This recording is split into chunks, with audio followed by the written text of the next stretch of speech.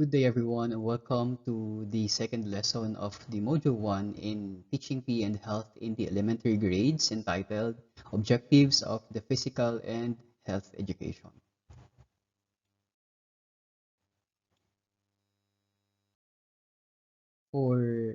Since this is the second lesson of Module 1, for the objectives to be able to identify, of course, the health education curricular objectives, and of course, reflect on how these objectives could be attained.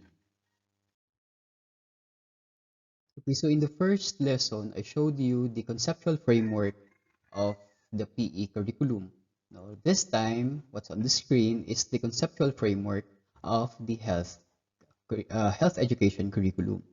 Okay, so this is divided into three different layers. So the innermost layer is the very goal, no, of health education, which is to achieve and sustain and promote lifelong wellness. So this is very similar with the health or the physical education objective, no, which is to achieve and maintain, no, health-related fitness. No? So sa health education curriculum, the very goal is to achieve, sustain, and promote, no, lifelong wellness. So the second layer is the or are the contents, no, of the um, what do you call this, the health education curriculum, and the outermost layer are are the approaches, the strategies to be used, no, in order for these contents to be learned in the goal of achieving, sustaining, and promoting lifelong wellness, no. Kasi nga the kindergarten uh, in the kindergarten to grade 12, no, curriculum or health curriculum, it aims to assist talaga the learners in attaining, sustaining, and of course promoting health and lifelong health and wellness, and not just temporary health and wellness, but lifelong, no. So the learning experience through the program provides, no, opportunities for the development of health literacy competencies, no, among the students, and of course to enhance their overall well-being. Okay, so holistic, no, the overall well-being of the students. So health education from kindergarten to grade 10 focuses on the physical, mental, the emotional, yeah, the emotional and spiritual dimensions of the holistic health, kasi nga overall well-being of the student. So it enables the learners to acquire, no, essential knowledge, attitudes, and of course the skills that are necessary to promote, of course, good nutrition, and of course to prevent yung mga diseases, to prevent substance misuse, no, and abuse, and to reduce health-related risk behaviors, no. Another is to prevent, no, and control the injuries with an end view of maintaining and improving, of course, physical, the family, or the personal, the family, community, as well as the global health. Okay, so yan nakikita. So from the personal, makita natin yung progress, no, from the self, no, personal health, tapos yung health of the family, di ba? And of course, the community and in the society as a whole. Okay, so health education also emphasizes, no, the development of positive attitudes and of course relevant skills in order to achieve a good quality living. So similar to the PE education na kailangan din ng proper values, no, and attitudes in order to achieve and maintain, no, health related fitness, ganito din sa health, no, education. Kailangan ma-develop, no, yung positive health attitudes and relevant skills in order, of course, to achieve a good quality living, no. So the focus of skills development is demonstrated, no, in the primary grade levels.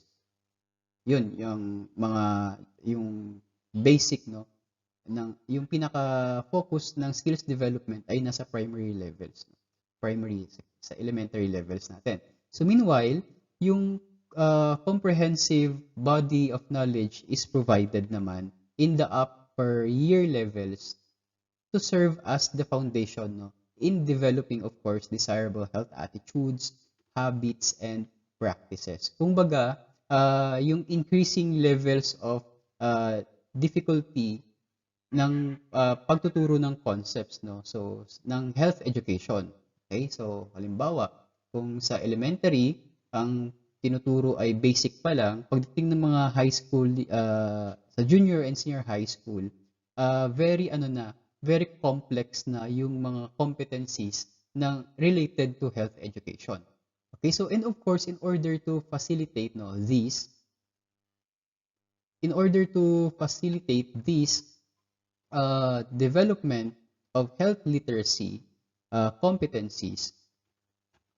Okay, so the teacher now is encouraged, no, highly encouraged to use developmentally appropriate learner-centered teaching. Katulad nito.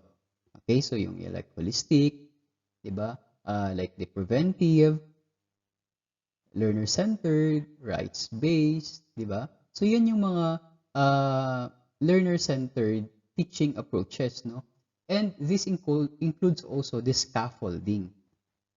When we say scaffolding, it's the helping, no, in increasing the levels of difficulty. Kasi nga, ang curriculum ng K to 12 is spiral, no, in spiral yung content, no? Okay, in nature.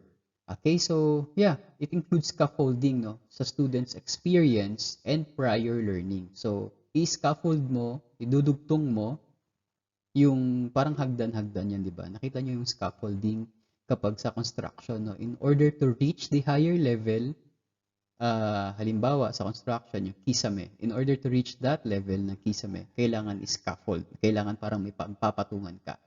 In order for the learner to be helped, no, na ma-achieve yung experience na hinahangad from prior learning. Okay? Prior learning sa ilalim, scaffold, tapos student experience. Okay? So, and of course, utilizing, no, a culture responsive scenarios, no, and materials. Kailangan contextualize, kailangan localize, no. Incorporating arts and music in imparting health messages, no. Kaya nga most of the time si teacher sa elementary level uses songs, no, rhymes, and some of the arts and literary features, no, or yeah, literary works, no, in order to the lesson to be engaging, no, sa part ng learners. And of course, for more retention of the concepts. Siyempre, kasama din yung mga engage mo yung learners in meaningful games and cooperative learning activities. And of course, using life skills, no? Ito yun. Yeah. Kasi life skills, di ba nga? Standards-based, tapos culture responsive, and of course, health and life skills-based, no? And of course, the value-based strategies, particularly in discussing sensitive topics, no, such as ano ba yung mga sensitive topics na nandito, such as yung substance abuse, ito yon, substance abuse. What else?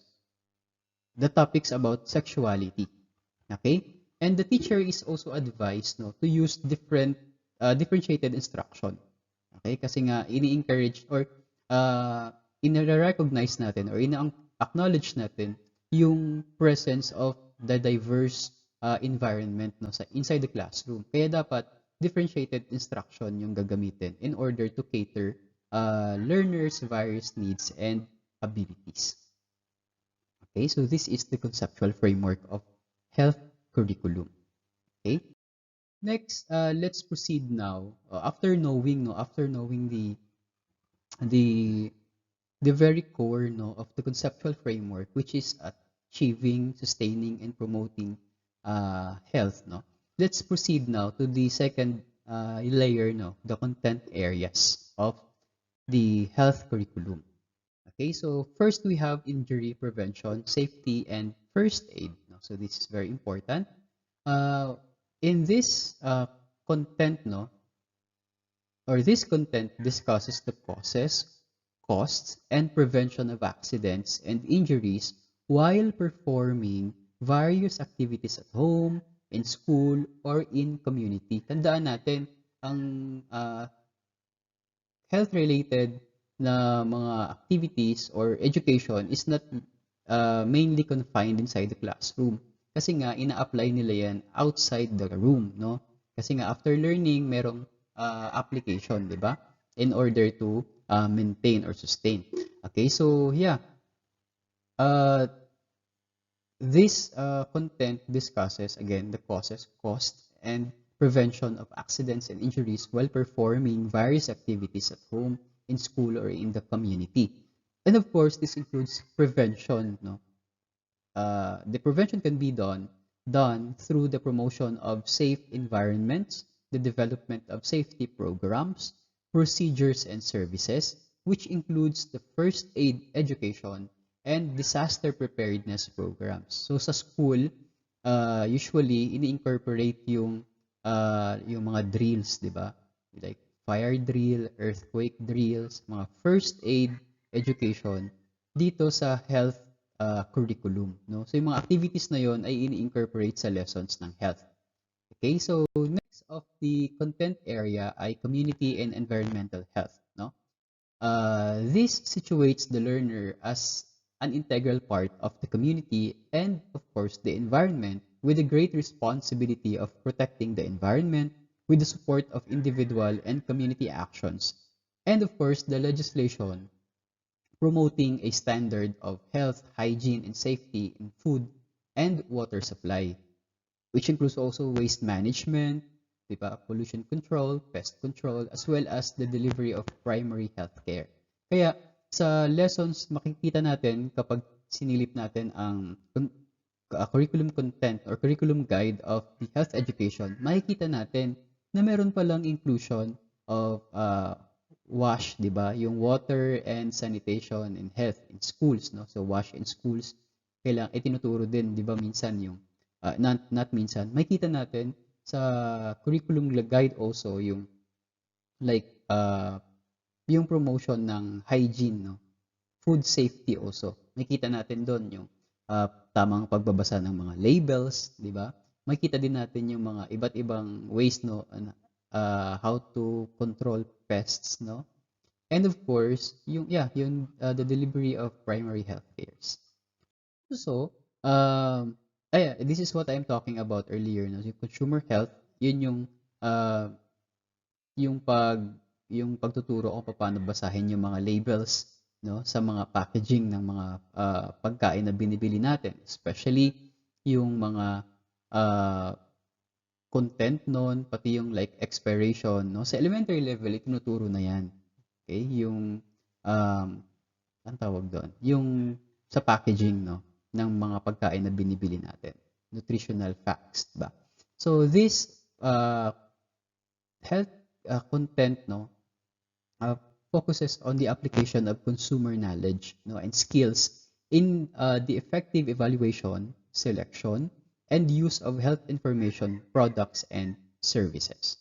Okay, so next is the family health. No? This covers information on the human life cycle and also on family dynamics, no? That includes or that influence an individual's development of ideas, values, and standards of behavior with regard to sexuality and responsible parenthood. Okay, so dito sa family health, dinidiscuss yung uh, issues about sexuality and of course the family dynamics, no, na nakaka-impluwensya ng development of an individual, no, in terms of ideals, values, and standards of behavior. Okay, next, the growth and development emphasizes, no, developmental milestones, no, and health concerns during like puberty and adolescence, no, with focus on personal health and development of self-management skills to cope with life's changes. Okay, so like after sa puberty, 'di ba? Dito yung nagkakaroon ng body changes, no? And development, pati yung like management ng mga changes na to. So, say for example, kapag yung bata or say for example yung bata ay nag-enter na ng puberty stage, no? Syempre nagkakaroon ng body changes. How will you able to to deal with those changes like body odor, ano pa, uh, yung mga hairs, no, na tumutubo kung saan-saan, 'di ba? Kasi these are uh, pinag-uusapan din naman to sa bahay, no? Pero very little, very minimal yung instances na uh, pinag-uusapan. Kaya nga sa school, ini-encourage na turuan yung estudyante, 'di ba? In relation to these matters, no? Okay, so yeah, that's growth and development. The content in nutrition addresses the importance of eating healthy and establishing good eating habits, no? Tandaan natin in order to or yung PE or yung health education aims not only to achieve, no? Kapag na-achieve mo yan, kailangan mo rin yan sustain and promote. So, in order to sustain and promote, you have to develop really the habit, no? Especially for children and adolescents, no? As a way to enhance health and prevent diseases. Diba? Kasi nga, the goal is to achieve, not just to achieve, but to maintain and sustain and also promote. Okay, so for the personal health, this comprises personal health habits and practices that promote physical, the mental, social, emotional, and moral, spiritual health, and of course, prevent or manage personal health issues and concerns. Okay, so no further explanation for this one. Okay, so let's have this prevention control of diseases and disorders na content. So this involves the prevention and control of both communicable, mga nakakahawa, and non-communicable diseases, yung mga hindi nakakahawa, and disorders through the development of health habits. Nadaan natin, uh, para magkaroon ng prevention and control, di ba?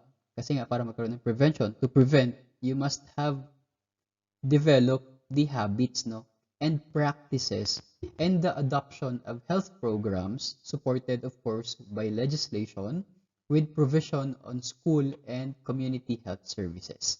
Okay, so para magkaroon ng prevention and control, you have to develop the habits, no? Kasi nga prevention is better than cure. Okay, so yeah, let's have this substance use and abuse. As we all know, there are kung meron uh, mga drugs na kinoconsider or substances na kinoconsider for medical use, meron din namang prohibited substances, no, na na hindi kailangan na iniiwasang ma-abuse, no? So this topic or this content highlights the prevention and control of the use, the misuse, and abuse of substances and drugs by providing, of course, comprehensive information on the nature of abused substances. So makita natin sa content na to, there are competencies na dinidiscuss yung iba't ibang mga regulated drugs or regulated substances and of course the prohibited ones, no? And papaano ba ang nature of abuse ng mga substances na to? And of course, i-discuss din dito the negative impact of substance abuse on the individual. Hindi lang sa individual, kundi yung negative impacts din ito to the family and the society in general. This is a very sensitive topic, one of the sensitive topics, no? And of course, they discussed then the importance of learning and using resistance skills, no? Resistance skills, kailangan ma-learn to, di ba? Kasi in order to resist the temptation, to protect oneself, of course, from drug risk-taking behaviors. Okay, so sa atin, yung mga natutunan natin from the school, na-apply natin, therefore, naiiwasan natin yung abuse, no, of the substances being discussed dito sa content na to. Pero there are people kasi na mababa or walang resistance skills, no, hindi to na-develop. Okay? So, very important tong resistance skills na to in order to um, prevent in control nitong use, misuse, and abuse. Kasi there are substances na regulated. However, minsan na-abuse siya because of walang resistance skills yung particular person. Okay? Next, after the content of the the health education curriculum, ito yung second layer, di ba? Now let's move to the characteristics of the health curriculum. Okay? First of this is a culture responsive characteristic of the curriculum. So bakit siya tinawag na culture responsive? Because the curriculum uses cultural knowledge, prior experiences, and performance styles of the diverse student body to make learning more appropriate and effective for them. Okay, so kaya siya culture responsive, no? Embedded yung cultural characteristics of the students inside the classroom. Okay, so next characteristic is epidemiological. Okay, so this relates to the incidence, prevalence, and distribution of diseases in populations, including detection of the sources and causes of the epidemics. So ito yung isa sa mga characteristics ng health education curriculum. Another characteristic is health and life skills based. This applies all life skills to specific health choices and behaviors. Okay, another is holistic. The curriculum is holistic. Why? Because this analyzes the interrelationships among the factors that influence the health status, the areas of health, and the dimensions of health. Ano-ano yung mga dimensions na to? The physical, mental, social, emotional, moral, and spiritual. So, holistic. Okay? Another, the curriculum in health education is very learner-centered. Okay, so because this focuses on the student's needs, the student's abilities, their interests, and learning styles, di ba? With the teacher as the facilitator of learning. Okay, so learner-centered siya because the teacher is encouraged to use tawag dito, differentiated instruction, kasi nga kailangan inclusive yung education. So we consider all of those, kaya learner-centered yung curriculum. Another, the curriculum is preventive, no?